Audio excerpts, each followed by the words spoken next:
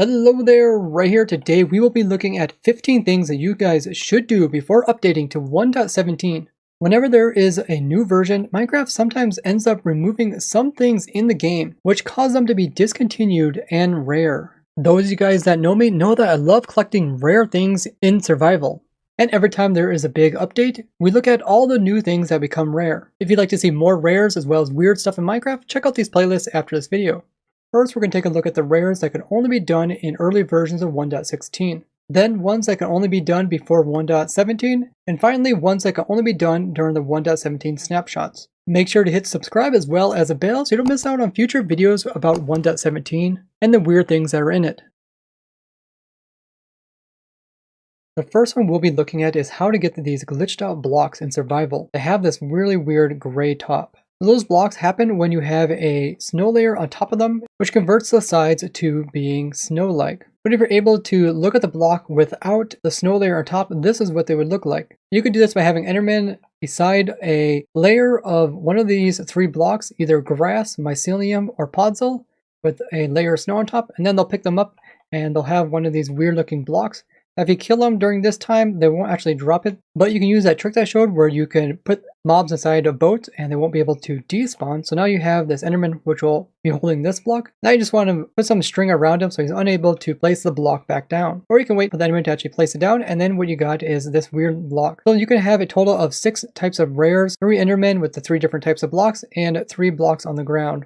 Next is getting a baby piglin that cannot despawn that is also holding a piece of leather. This is because they change it so these little guys will despawn if they're holding leather, which they can naturally get from killing hoglins. And to prevent these guys from just sitting in your world, creating tons of entities and lag, they have it so they will despawn if they're holding leather. But if you do this before 1.16.4, they will still have this persistence required 1 tag, meaning that they're unable to despawn. Something very subtle, yet a cool mob that can be obtained. Next is getting these very rare illegal weapons, such as a multi-shot plus piercing crossbow, double enchanted bows, or double enchanted helmets. Prior to 1.16.5, you could kill these pillagers. If they had enchanted bow, there was a chance that you could get double enchantments on it, including 2 enchantments which normally can't go together, multi-shot and piercing. So here I have a normal crossbow with piercing and a multi-shot enchanted book, and you can see it doesn't let you create that type of bow. Getting the double enchanted bows as well as protection 8 helmets was from killing these skeleton horsemen.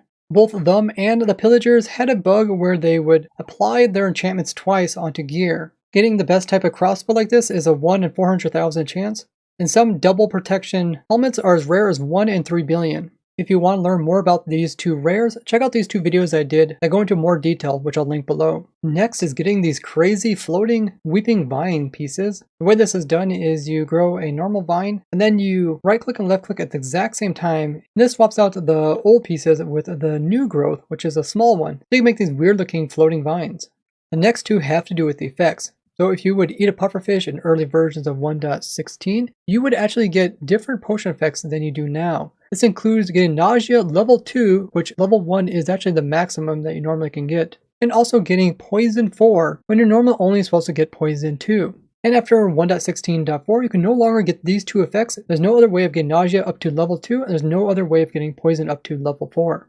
The last one that has to be done in early versions of 1.16 is getting a glitched out cobble wall. And this is done by finding them in taiga villages. The wall appears to be attaching itself to the stairs, which isn't possible. Now you can create this rare type of block using other methods, but keep in mind some methods are just visual, like this trick here, where it appears that the wall is the same. If you actually right click this, it's going to remove the visual bug, as what you did to the wall isn't actually there. And you can notice this by relogging. So if we log back in, you'll see the game will automatically remove any visual glitches, which that was. So it wasn't actually like that.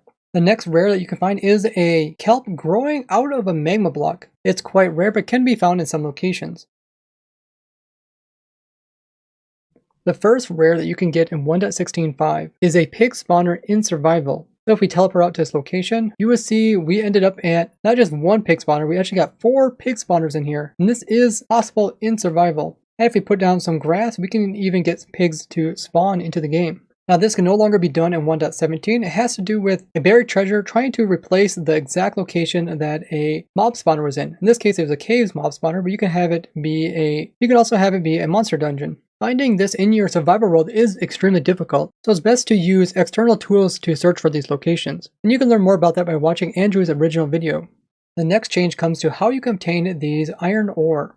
Prior to 1.17, you could just use explosions like a TNT to blow them up and drop the actual ore blocks. But in 1.17, if you use TNT on these guys, it will instead drop these new items, which are the raw iron. So you no longer will be able to use a TNT block query to get the actual iron ore blocks. This also applies to gold ore. Now to obtain these going forward, you'll have to use a Silk Touch pick. So if you want to get large amounts of them easily, make sure to go ahead and obtain them using a block query prior to 1.17. Since both iron as well as gold are more unique as ore form rather than item form, since you can get iron from iron farms and gold from a pigment farm. The next rare that you want to obtain before 1.17 are these floating vegetation. This can include floating grass as well as all the different variations of flowers. This is done when the game is placing in the population, like the vegetation that you see, and then it comes in and carves out a water pool, which leaves everything floating. It's also possible to find double stacked grass, and you can even find 3 tall grass in some areas. There's other variations that you can find, like grass on water, or other blocks on top of like gravel or sand. This even includes finding floating snow in a snow biome. And this stuff's pretty crazy. If you walk right over it, you just fall right through. The next rare that can be attained before 1.17 is getting a podzol with a snow layer on top, but having it still look like podzol. The way you do this is by having 4 spruce saplings and some dirt blocks around it with snow layers on top, and then if you bone meal this, when the giant spruce tree grows, it's going to convert the bottom pieces into podzol. But all the podzols that are underneath of the snow are not updated like you would typically expect them to look. You just got a rare block which you can add to your collection. There was a cool trick that you could do in 1.16.5 where if you would click on a boat and dismount it and then click on a boat and dismount it again very quickly on a server, you could desync your player from the server, meaning that the server thinks that you're inside the boat, but the client side you could walk around and you could perform really dangerous things without having a risk of dying. This desync glitch and other ones similar to it were all patched in 1.17. So have fun with them while you can. Now when it comes to random structures intersecting other important structures, 1.17 they fix a lot of these problems. So here we have a rune portal, and this thing is actually intersecting a stronghold. So if we just break down here, we can see that there is a entrance end portal. And it's actually cutting right through it where it's actually destroying the portal frames. This area just looks so cursed with the entrance end portal, the rune portal, and the mine shaft all coming together. So if you want to have any structures colliding with your entrance end portal, you have to get it before 1.17. This next one has to do with killing the Ender Dragon and it dropping 12,000 XPs. Now this normally only happens the very first dragon that you kill, but I showed this really cool glitch where you can actually get this repeated over and over again. So let's go ahead and collect these XPs. So I got around level 62. And that's because that was the first dragon, so I got 12,000 XPs. I went ahead and cleared my XPs. Now prior to 1.17, you can come in here and remove all the exit end portal blocks within there. If you're wondering how you can do this in survival, I showed a couple different methods in my how to break bedrock and other indestructible blocks playlist, which I'll link below. Now besides doing the exit end portals, you also have to remove any gateway portals. And that's why people often don't do this, is because if you have all 20 gateway portals in, that means you have to destroy them all. So now all the gateways are gone, all the center portals are gone. All you have to do in single player is relog. Now once you log back in, you'll notice that all of a sudden the dragon health bar pops up, even though the dragon doesn't show up. And if you wait exactly 1 minute, then the dragon will spawn up in the air. So there is the Ender Dragon, but now the Ender Dragon that spawned in is actually a 12,000 XP dragon as well. So let's go ahead and kill this one. Okay, the dragon is dead. Now it will drop XP, so we'll see how many it provides. You can see it dropped a whole bunch of them. Let's go ahead and pick them all up. So you see we also got around 62 levels, meaning that we also got a 12,000 XP dragon. Also notice that we get another dragon egg. This is a way to get more dragon eggs without actually using a dragon egg generator. So if you want to take advantage of this trick, which is the same trick that I use in like my dragon XP farm, which produces close to 6 million XPs per hour, and how I reached the world record of most XPs obtained in survival, you have to do all this before 1.17. And also if you're doing a multiplayer, there's a little bit different trick that you have to do in order to get it to work. This next one is something you want to be careful of when upgrading to 1.17. And that is a change the location which a shulker finds to be valid. So in past versions you could come in here and place blocks above the shulker and he wouldn't teleport away. But in 1.17, if you have any block that is colliding with the block above the shulker, the shulker will not accept that and he'll teleport away. So even if I put a trapdoor right there, you see he will leave. So keep that in mind. Make sure you don't have any shulkers that have any blocks above them. Speaking of shulkers, another thing to be worried about is that in the past, shulkers couldn't shoot players when they were inside of a boat. Their bullets would just keep hitting the boat. But now in 1.17, they can actually shoot right through the boat and hit you.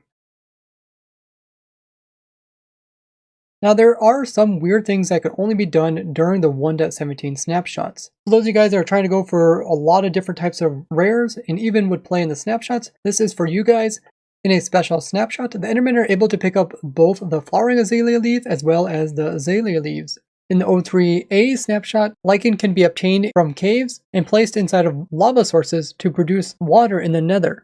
So any of you guys are trying to get water in the nether for survival, will have to do it in the snapshot. In O5A, you can use small drip leaf and grow it up to break bedrock. One problem is that there is no way to get small drip leaf in that version in survival. With changes made to fossils in the overworld, so now that they can generate in lower, it was possible for them to generate through the very bottom of the world, breaking the bedrock along the way. This also occurred in the nether dimension, meaning that you can easily punch a hole through the bedrock onto the nether ceiling by finding one of these. And during the snapshots, there was some new generation like lichen that could be found naturally floating in the world. Those are all the rare things that you should try to acquire before updating to 1.17. If you guys know of any other ones, be sure to add them to the document which I've linked down below. And I would really appreciate if you would leave a like on the video as well as share with other people so they know about all these cool things that they can collect before updating. I would like to thank you guys for watching, and I will see you guys in the next one. Bye bye!